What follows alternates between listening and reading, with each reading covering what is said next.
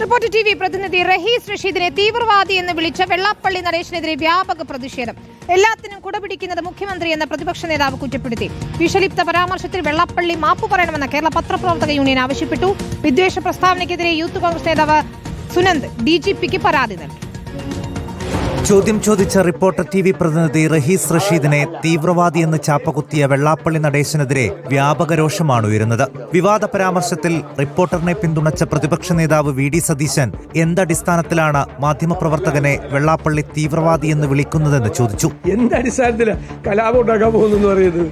അത് മുഖ്യമന്ത്രിയുടെ വാക്കുകളാണ് അദ്ദേഹത്തിൽ കൂടി വരുന്നത്. എത്ര ഹീനമായ വർഗീയതയാണ് ഈ പറയുന്നത്. വിദ്വേഷത്തിന്റെ പ്രചരണമാണ് നടത്തുന്നത്.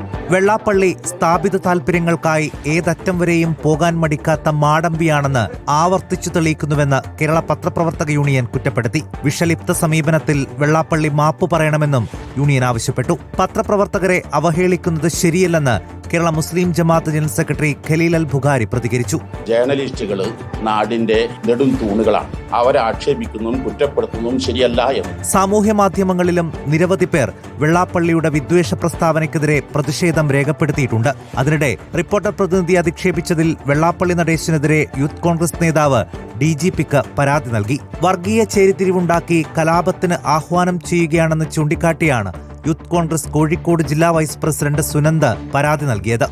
News desk reporter.